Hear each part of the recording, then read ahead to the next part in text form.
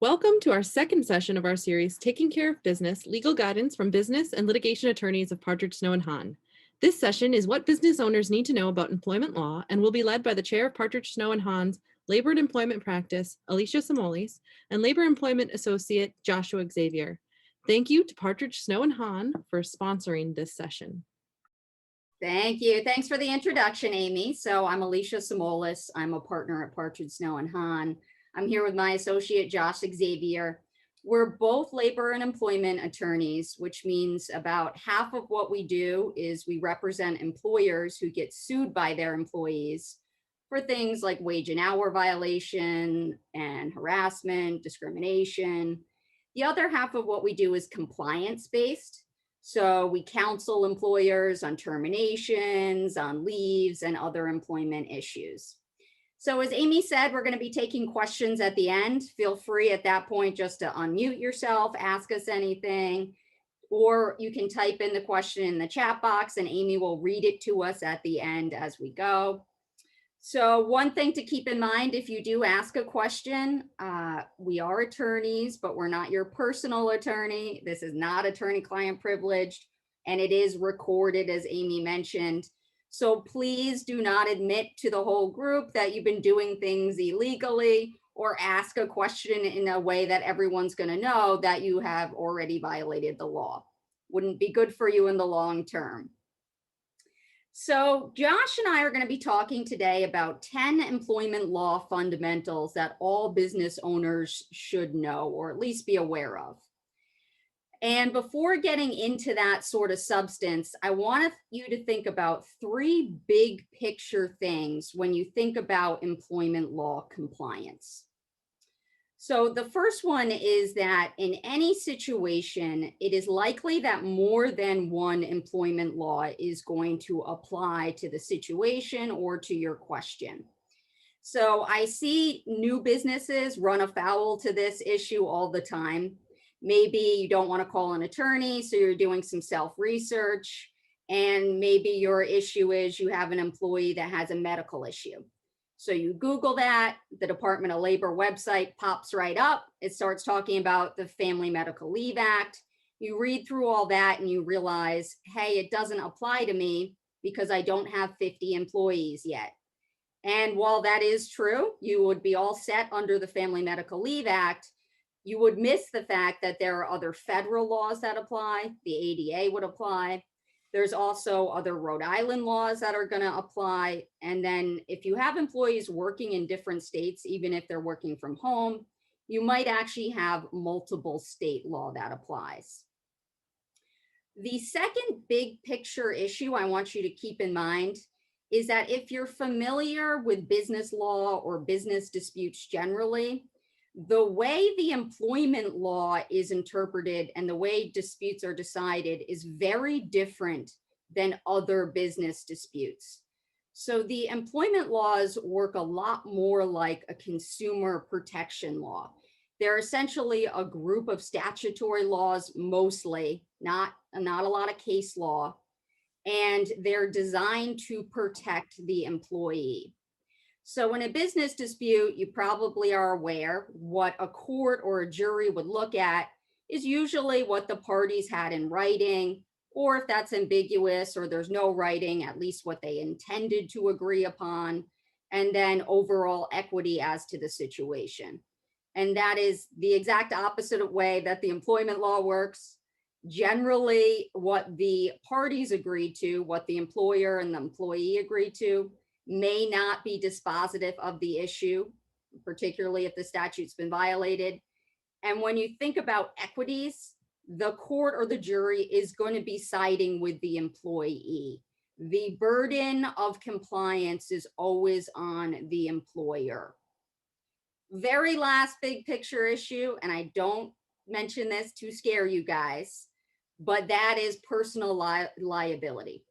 So hopefully most of you have either formed an entity already or are going to do that before you hire people. And that's very important. It provides a lot of protection for your personal assets in other business situations. But unfortunately, in the employment law, it is unlikely to protect your personal assets. And the reason for that is that the employment laws generally define employer not only to include your entity who's paying these people, but also the business owners themselves, or even just people making decisions like managers. So again, that's not to scare you into listening, but I do think it's fair for people to go in knowing that piece of information. So turning to the substance, the very first fundamental you need to think about is who are the employees that these laws apply to? And unfortunately, it is not as easy as you just thinking about, well, who do I pay on a W-2 basis? So unfortunately, under the law, who is an employee is a test, and it's actually multiple tests. Each one is different depending on the employment law. But what has happened over the years is that the class of people that can be considered an employee have narrowed substantially. So 10 years ago, if you had talked to me about who is an employee, we'd be talking a lot about control. Control was the one thing that was really important 10 years ago, was the work being controlled by the employer. So this has evolved. Now, depending on the law, a lot of times the focus is either going to be on economic realities, which is a fancy way to say, does the person depend upon you for their income? Do they have a trade or business working for a bunch of different people? Or courts and the jury might be thinking more about, is the work that's being performed the same sort of work that your business does itself?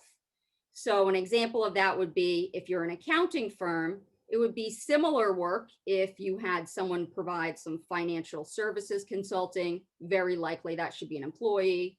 But if the guy comes in and fixes your drywall for a couple days because you had a hole in it, that's not the same sort of work, probably would be an independent contractor, even under some of the different tests. So now we've gotten to a point where I advise all my clients not to use any individual to perform work unless it is akin to the drywall person.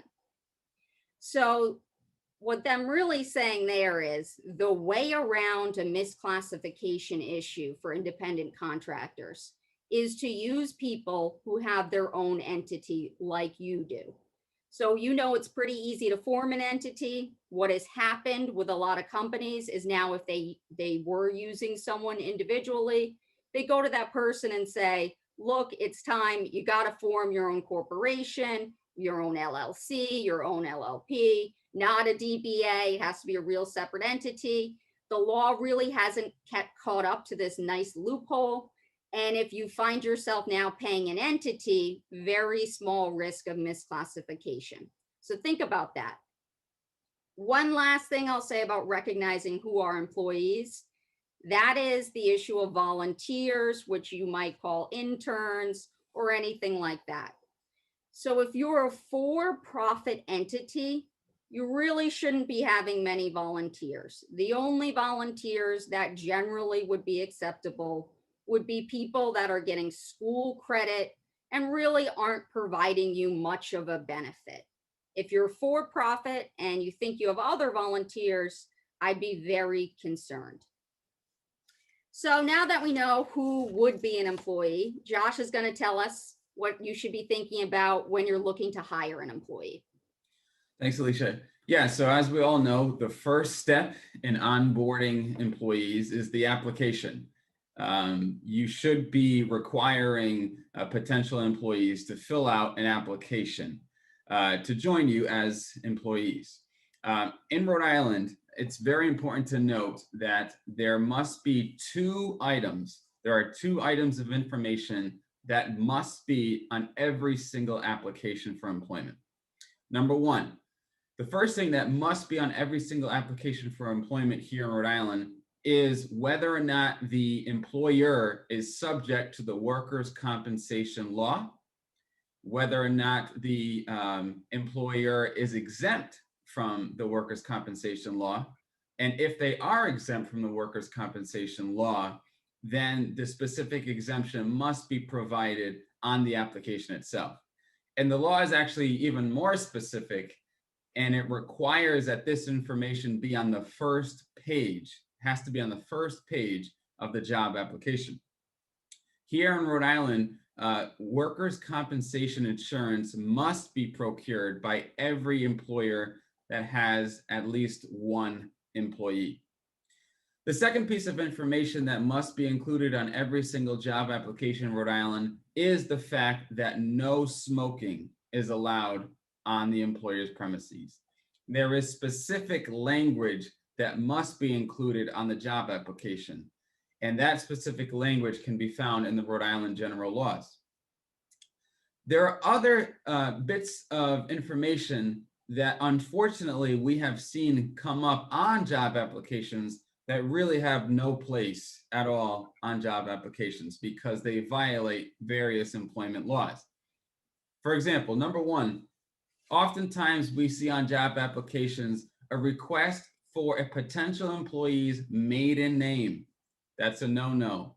That's gender discrimination. And that is a violation of the gender discrimination laws. Here in Rhode Island, it's called the Fair Employment Act. It's also in violation of the federal gender discrimination law, that's Title VII. So instead of asking for a potential employee's maiden name, you might want to ask instead if the potential employee has gone by any other name in the past. Very simple. Second, unfortunately, we have seen many job applications ask for the year that the potential employee graduated from high school. That's another no-no. That is in violation of the Age Discrimination and Employment Act. Instead of asking people what year they graduated from high school, simply ask something like, what high school did you graduate from? Another no-no that we've seen is whether or not the potential employee is a citizen. That's a no-no as well under federal immigration law. Instead of asking whether or not a potential employee is a citizen, ask whether or not the potential employee is authorized to work in the United States. That's a very common issue that comes up because employers are so wary about violating federal immigration laws with respect to hiring employees. Many employers assume that the only type of employees that they may hire are citizens, but that is just not the case. There's a whole group of other people who can legally work here in the United States who are not citizens. Common examples include people here on a visa or permanent legal residents. Finally, the last category of information that we oftentimes see on job applications that really have no place on job applications is requesting affirmative action data when the employer is not required to collect that affirmative action data. So for example, asking for someone's race, that is a violation of the Fair Employment Act. It's also a violation of Title VII because it's race discrimination. If the employer is not subject to these affirmative action laws, the employer should not be asking for this sort of information. Some employers who might be subject to affirmative action laws are employers who might be receiving federal funds or perhaps federal contractors or municipalities. Those employers might be subject to affirmative action laws and they might be able to request that sort of affirmative action information. But otherwise, that sort of information should not be requested by employers. So you might be asking yourself, what's the big deal? Why do we need to go through these steps?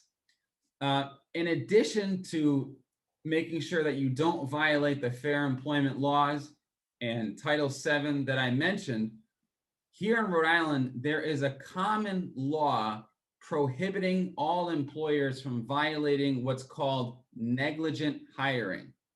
Negligent hiring. So here in Rhode Island, if a third party is injured as a result of the employer's employee and the employer did not perform their duty to conduct an investigation to make sure that that employee was competent and fit for their job, the employer could actually be held liable for the third party's harm and the third party's damages. So that's a big reason why it's very, very important to make sure that when you're hiring employees, you are conducting a proper investigation into their background, their qualifications, their education, so that you don't run afoul of this negligent hiring law. So in addition to some of the other information that should not be on a job application, here in Rhode Island, we also have another category of information that should not be on any application. You've probably heard of it. It's called the Ban the Box law. Ban the Box is really a result of a nationwide movement to try to encourage employers to at least interview certain people who might have some sort of criminal background. So here in Rhode Island, the Ban the Box law provides that it is prohibited to ask a person's arrest history, their conviction history, or other criminal history before the first interview or on the job application itself. So before the first interview and on the application itself, that sort of information cannot be requested at all. That would violate the Ban the Box law. However, it should be noted that the Ban the Box law itself does explicitly provide that the employer can ask this information at the first interview or subsequently thereafter. So now moving forward, Alicia is going to talk about the next step when it comes to onboarding employees, which is paying wages. Great. So once you get somebody you want to hire, hopefully they submitted that application, you didn't violate any laws in that process. Before you make an offer, you got to decide what and how you're going to pay the person.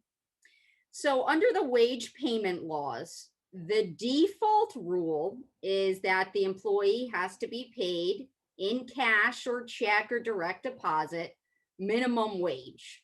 So minimum wage means an hourly rate.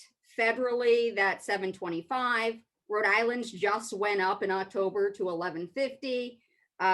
Massachusetts is $12.75. It's about to go up January 1 to $13.50. And you have to pay time and a half for any time worked over 40 hours in a 7-day period identified by you. That 7-day period is the work week. So if you're a Monday to Friday operation, probably doesn't matter if you define that Sunday to Saturday, Monday to Sunday, but you do actually need to identify a 7-day period. And then if someone works over 40 hours, pay them overtime. In addition to overtime for over 40 hours in Rhode Island, we are one of the only states in the nation that still has blue laws, Sunday laws, unless an exemption applies, and that has time and a half laws for certain holidays. Most painfully, still, we have to pay time and a half for Victory Day. People forget about that holiday because it's a weird one. So there are exceptions and exemptions to minimum wage law. One of them is for certain owners. So by certain owners, very specifically, the wage payment laws exempt people who have at least 20% equity in the company and are actively engaged in management. So what I commonly see with some startups is that they forget about the 20% issue. And instead of 20%, they give some other lower amount of equity, don't pay wages, and, eventually violate the wage payment laws. If they're successful, then they very likely get a lawsuit. So the sweat equity issue is one that pops up all the time in the startup world. Be very careful of that. It's a specific rule on the percentage of equity. And then the person also would have to be actively engaged in management. So you can't just give up someone 20% equity and they're only coming in, once a week and not doing much. So the other type of exemption that's very common is the exemptions that allow you to pay somebody a salary rather than hourly. The issue with paying somebody a salary is that you cannot do it unless the person's job duties satisfy a specific test. There are multiple tests for salary employees. But the key point I want you to understand right now is no matter how much money you pay somebody, that does not allow you, as a matter of law, to pay them just a salary and not overtime. They have to fit within a duty test. So a big problem I see is some employers think to themselves, okay, I know our major exemptions that allow us to pay people a salary have a minimum salary test. Right now, that's $35,568 a year. So you hear people think about the minimum, but then they forget about the duties test. So they say, well, I have someone I pay $75,000 a year to. I'm not going to make sure they fit in the duties test. I must be able to avoid the overtime requirement. That is not necessarily the case. So every plumber out there, every bricklayer, I don't care if they, make $200,000 a year, they have to be paid overtime. There's no exemption for them. So for the wage payment law, you got to keep in mind your default is the hourly rate. The minimum, you're paying overtime for over 40 hours, holidays and Sundays for most employees, unless you have looked into this and you're confident you fit within an exemption that either allows you to pay the person a salary or maybe the person is an owner. So once you determine what you're going to pay somebody, the next step is the offer letter. Thanks, Alicia. Yeah, so it's very important that if you do decide to make an offer to an employee, we really, really recommend that you make an offer to them in writing. And the purpose of this is to really memorialize the relationship between you, the employer, and the employee. It's crucial that all parties are on the same page moving forward, just to avoid miscommunication and misunderstanding. There are certain elements of an offer letter that really are crucial. And the biggest one is whether or not the employee is at will. So here in Rhode Island is generally speaking an at-will state. Basically, all that means is in Rhode Island, unless an employee has a contract stating otherwise, all employees are at will, meaning that the employer can terminate the employment relationship at any time for any reason, so long as it's not in violation of any law, with notice or without notice. And it goes the opposite way, vice versa as well. The employee can terminate their relationship with the employer for any reason or for no reason, with notice, without notice, at any time whatsoever. So if you would like your employees to be at will, which more often than not is the case, it's very important that you include in the offer letter that the employee's relationship with you is at will. And you can include what at will means, right? That the employer can terminate for any reason or no reason whatsoever, with or without notice, and vice versa. There are also other pieces of information that are crucial to be included in the offer letter. You want to include that the employee's job title, so the employee knows what their job title is. You want to include what their wages will be and how often the employee will be paid, whether it's weekly, bi-weekly, monthly, etc. You want to include a list of what benefits the employee will be eligible for: healthcare, vision, HSA, FSA, parking, etc. Parking is a big one in Providence. You also want to include who the employee reports to, so they know who their direct supervisor was going to be. As Alicia mentioned, you want to include whether or not the employee is exempt or non-exempt. In other words, you want to make sure that the employee knows whether or not they are exempt from receiving overtime pay or non-exempt from receiving overtime pay, meaning that they could be eligible for receiving overtime pay. And finally, you also want to include what their employment is going to be conditioned on. In other words, you want to provide what next steps the employee needs to satisfy in order for their employment to come to completion. Common examples of these conditions include confidentiality agreements, a non-solicit agreement, or a non-competition agreement. And in addition, I will also say that another common condition is a background test or completing a drug test. So now Alicia is going to talk about the next step with respect to onboarding employees, and that's the I-9 requirements. Sure. So the I-9 is a big one. This is your immigration law obligation. And remember, you don't want to think about this prior to making an offer and getting the person to accept. Once the person has accepted, you're right in the realm of when you need to fill out the I-9. So I'm going to share my screen.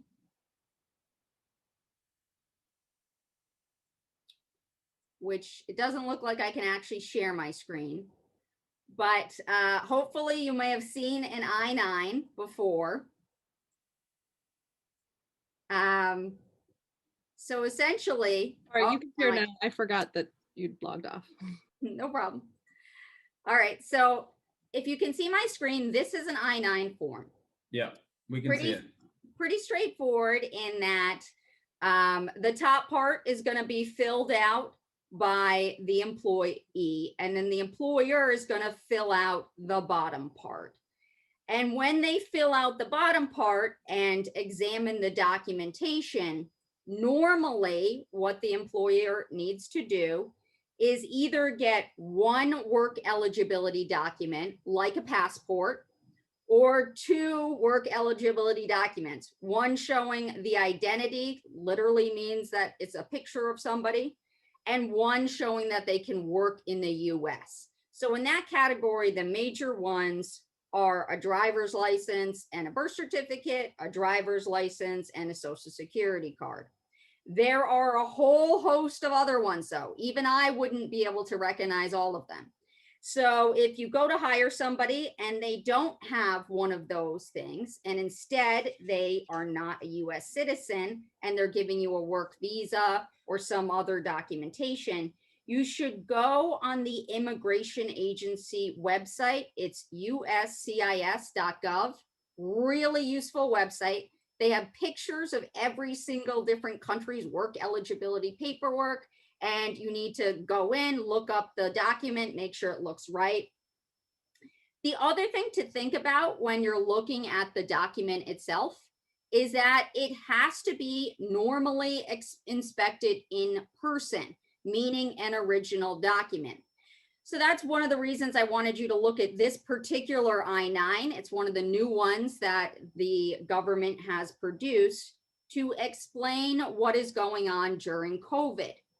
So during COVID, we have a special rule about what you can do when you examine the documents to deal with the fact that it might spread COVID if we forced everyone to come in and show their original documentation. Now, if you hire an employee and that employee is going to be working from home, and also your office is not open, you do not have to right now see that original document. Instead, the employee or future employee can hold up their passport to their camera. They could PDF it, scan it, send it to you. You look at whatever they send you and you fill out this first part right here. You put remote inspection completed. Here it is. And you sign your name, you put the date, you put what you actually inspected. And then when either this policy expires, currently expires at the end of the year, I do think it's going to get extended, or when you open back up or the employee otherwise goes in, you need to fill out the second part. In other words, you need to say, okay, I looked at your documentation over your camera. I looked at your copy, but now I need to see the original. They bring you the original and you fill in this second part. where you're putting COVID-19 documents physically examined by whoever it is, and their title and the date. One caveat to that is if the second time around the employee presents you with different documentation, obviously you can't just use that nice little box I showed you. Instead, you're going to attach a second I-9 to the first I-9 and fill it out with the other documentation.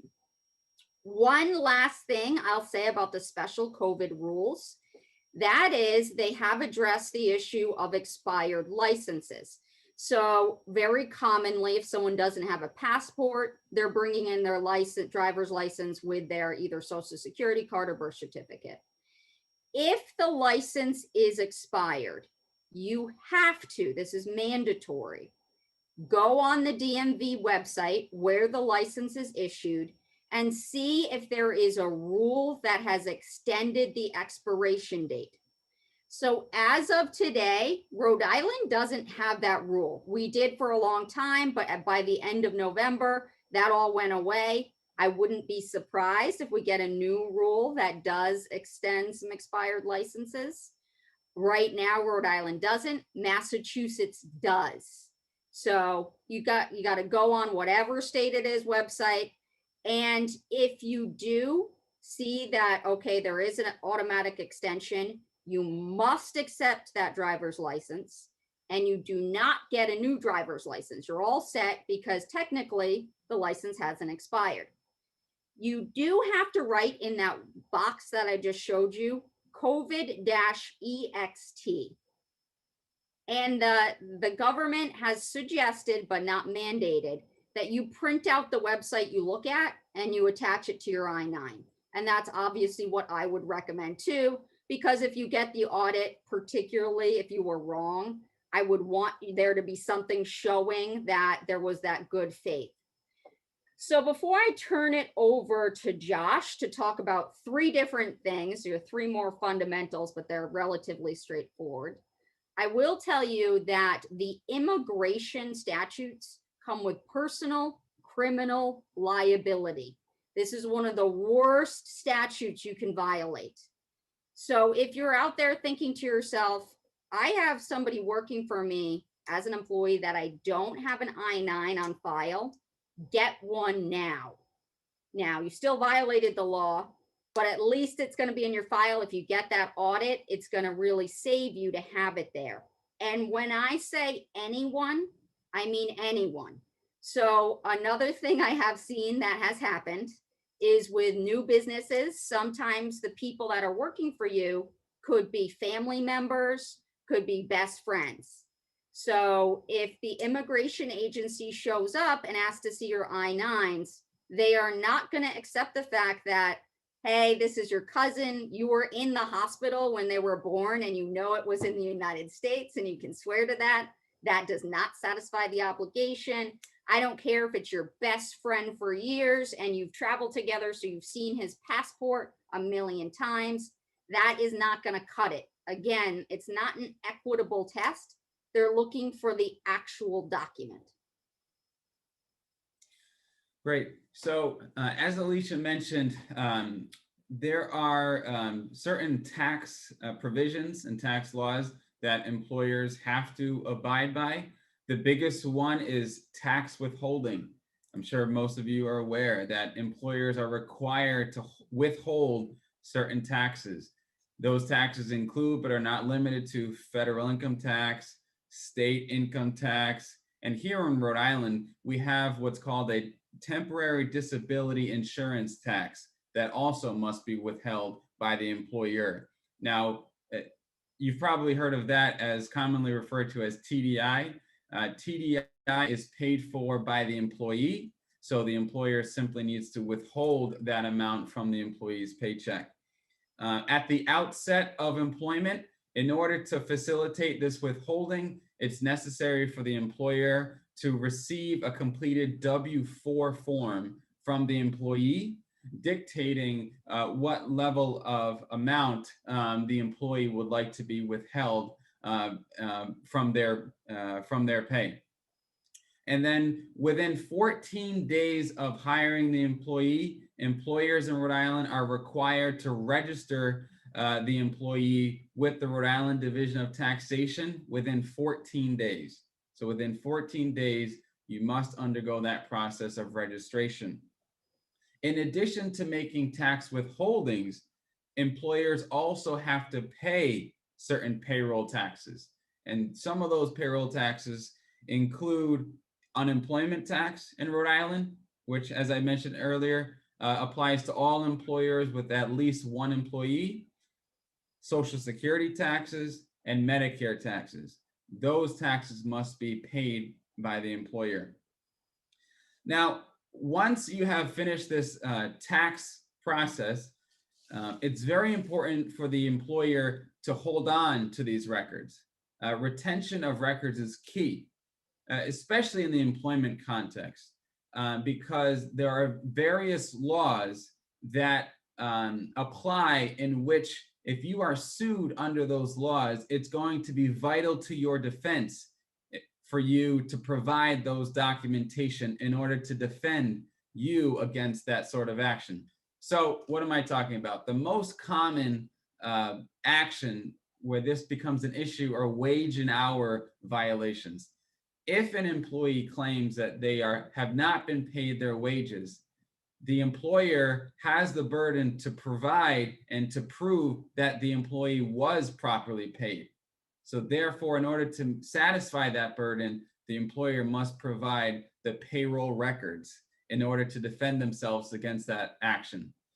Other documents that should be retained by the employer include offer letters, performance reviews, any requests for leave or vacation, warnings, any changes of address by the employee, pay increase information, and other, etc., employment-related information. I'll also note that all medical information that employers receive from the employee should be stored separately and confidentially from the employee's other personnel information. And that's required under the Americans with Disabilities Act. How long should an employer retain these records? We advise employers to retain these records for a minimum of 10 years. I know it sounds like a long time, but we did not arbitrarily pick the number 10 out of nowhere. The number 10 comes from the breach of contract claim. So if an employee believes that the employer has breached any contract with the employee has the right to file that claim within 10 years of the breach. So that's why it's very important for the employer to retain these records for a minimum of 10 years. Now, Alicia is going to talk about issues relating to time off. Excellent. Can I ask a question on the Stanley Glick here? Hello. Hi. He had mentioned 14 days to register an employee. Can you explain that? I've never heard that. Normally, it's just done through payroll and filings. Yeah, so if you have a payroll company, they may actually handle registration with the state. If you don't, then we have a handout that has the website. You're essentially reporting to the state that you hire somebody, and you have to also report to the state when you fire somebody. If you have a third-party payroll provider, that might be something that they're doing on your behalf. And what form would be this reporting? So if you go on the website, it's like a portal that you enter your information and you've said, hey, I hired somebody new, or guess what? I just let this person go. So it's internet based.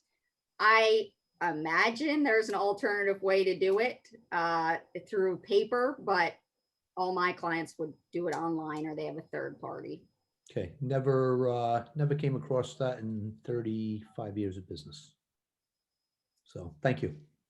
So the next thing we'll think about is protected leaves. So substantively, as an employer, you're going to need to think about people who need time off. No matter how small you are, there are protected leaves of absences. So the first one that's probably pretty obvious is going to be workers' comp leave. So Josh, I'm not sure if you mentioned this, but you do need to obtain workers' comp insurance. One exception would be if you're the only person that works for the company. If you're the one employee, you don't need workers' comp. Otherwise, you have to get workers' comp insurance. So an obvious one is somebody files a claim, you got to give them time off for a workplace injury. But there are a host of other protected leaves that apply right away. So I'm sharing my screen because there are probably a few on here that you might not be aware of. So the first one is that Rhode Island has an earned time off law. It's our sick time law. So essentially, an employee gets 1 hour of time for every 35 hours worked, capped at 40 hours a year. If you have at least 18 employees or more, that time is paid. If not, the time is unpaid. The next leave I'll mention is Tci Law Leave. So every single employer in Rhode Island has to give employees time off when they are collecting TCI benefits. That's temporary caregiver insurance benefits. So not TDI, TCI.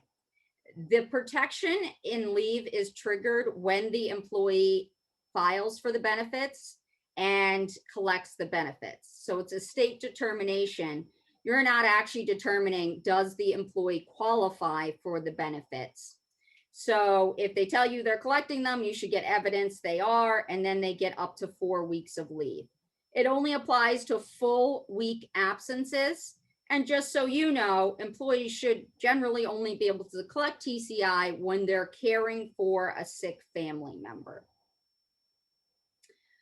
Next type of leave is disability leave. Federal law, 15 employees in order to trigger the ADA. But on the state law basis, which is a sister statute, essentially same protections, you have 4 employees, and then the law is triggered. And you have to provide unpaid time off for serious employee medical conditions. Next type of leave, pregnancy accommodation law leave.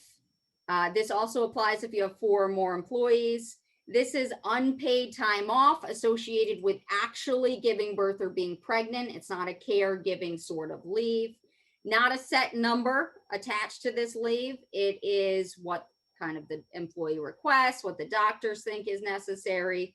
So it could actually be a longer leave than you might anticipate. Military leave is also a type of leave I'll mention that is protected.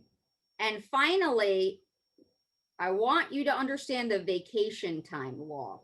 So there's no law in Rhode Island requiring employees to pay vacation time. However, if you do give paid vacation or PTO time, you have to pay it upon an employee's termination if they have been with you for at least 1 year. So think about that when you're creating your PTO policies. Remember, sick time you have to give, might be able to have that unpaid if you're smaller. Vacation or PTO you don't have to give, but if you do, you need to pay on termination if the person has been with you for at least a year and hasn't used all their time. So Josh, you want to talk a little bit about some posters and policies employers need to have? Yes. So here under state law, as is the case with federal law, employers are required to post certain posters in a conspicuous location for all employees to see. Here in Rhode Island, the Rhode Island Department of Labor and Training has put together most, if not all, of the state posters, and they've combined it into one cohesive poster for employers to post on site. So I'm going to try to share my screen and show you this poster, which can be accessed through the Rhode Island Department of Labor and Training's website.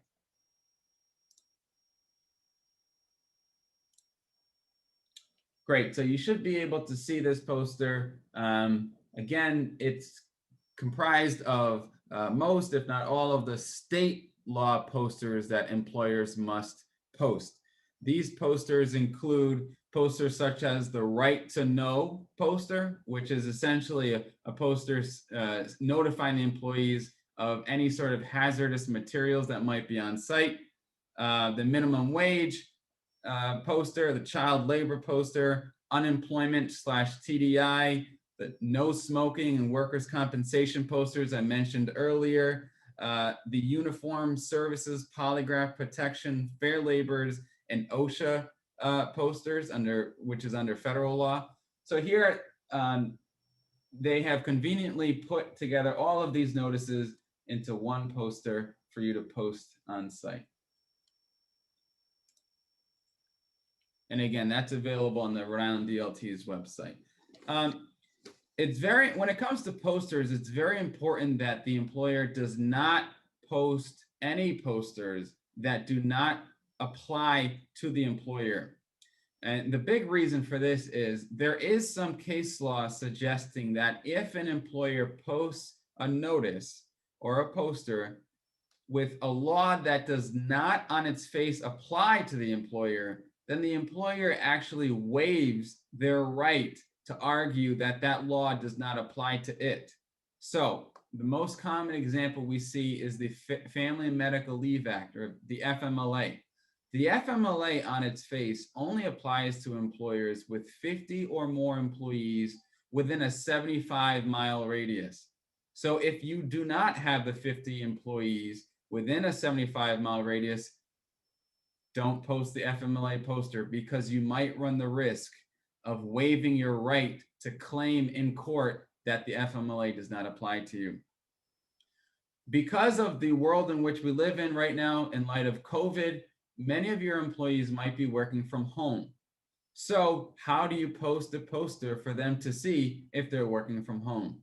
We suggest that these posters be emailed to the employee, and that would satisfy your burden of providing notice to these employees. Very quickly, I did want to just briefly mention some of the policies that employers might want to have with respect to running its operation. Right now, because of COVID, many employees are working from home. So employers are advised to have some sort of remote work policy. And the biggest component to that policy is the issue of properly reporting work time. So under the Fair Labor Standards Act, as Alicia mentioned earlier, all employers have to pay their employees for work that the employer knows about or should have known about, right? So it's not just the amount of work that the employer designates and that the employer knows about, but the Fair Labor Standards Act actually states, and cases have been saying more and more often, that the employer has a duty to find out what the employee is doing, because the employer has to pay what the employer should have known is happening. So the biggest component to this remote work policy should include something to the effect of employees should only be performing the work that is assigned to them. They should be properly and accurately reporting their work time, right? These are the types of provisions you want, so that if you are sued for unpaid wages, you can always go back to your policy stating that the employee had to accurately report their work time and that they could only do work that they were required to do. Another policy that we sometimes see is a social media policy. Some employers have it, some employers don't. The key to remember about social media policies is you want to make sure you don't run afoul of the law called the National Labor Relations Act, the NLRA, because the NLRA prohibits employers from restricting employees' rights to engage in concerted efforts for mutual benefits, right? So if you have a social media policy that might restrict employees' rights to come together and concertedly act in such a way for mutual benefit, that social media policy might actually violate the NLRA. Finally, another policy right now that all employers need to have, and it's not so much a policy as it is more of a outline and a strategy and action point, is a COVID-19 control plan. In Rhode Island, all employers are required to have what's called a COVID-19 control plan. And a template has been provided by the government on reopeningri.com. And essentially, this control plan outlines how the employer is going to prevent the spread of COVID-19 at the workplace. And it also outlines what the employer will do in response to a COVID-19 outbreak at the workplace. It's very vital that you have this COVID-19 control plan, not only because it's required under the law, but if for some reason the government does audit you or inspect you, they're going to ask for this control plan. Finally, Alicia is going to be discussing some of the more big picture employment claims that we've been seeing recently. Great. And I know we have a bunch of questions. So the very last thing I will mention is discrimination and retaliation. Didn't talk about them, huge issues under the employment law. What you need to know is that you can't base an employment decision upon someone's protected class. We're thinking age, only being older, gender, disability, race, sex, religion, sexual orientation, gender identity. And you can't retaliate against an employee for protected conduct, such as taking a leave or for complaining that the company's doing something illegal. So Amy, do you have some questions for us? I do. I have, and I tried to kind of put them at where people who was speaking at the time. And since we are very short on time, I'm going to ask the questions out of the chat first, everyone. And then if you have any questions that I didn't ask, we'll ask you to unmute and ask very quickly as well. So our first question, Alicia, was very back to the very beginning, talking about what happens when you hire employees now across state lines? Like, how does that work in terms of if you want to hire an employee from New York, do you have to make them a Rhode Island employee? Like, what's the deal here? So that's actually a very complex question. From the employment law standpoint, the answer is relatively straightforward. Although the laws vary as to applicability, generally the law looks at where the work is performed. So if you have somebody who's working from home a good amount, and that is not a temporary arrangement, generally you need to follow the employment laws of that state as to that employee. So that means you're giving them different notices, there might be different sick time, there might be a few other laws you really do need to be aware of, even if they're the only person and they're working out of their home. So always I get the next question, well, what about registering to do business? What about, do I have to pay taxes in that state? You know, we are employment law attorneys, so we're not tax attorneys or corporate attorneys, which I know is an annoying response to that question. But I will say every time I have pulled in our corporate attorneys and asked the question, we have someone, you know, permanently working from home in New York, does this employer have to register to do business in New York? That answer has always been yes, but each state has a different test as to when you need to register. So I can't say across the board, just because you have somebody working from home that you have to register. I just think it probably would be likely.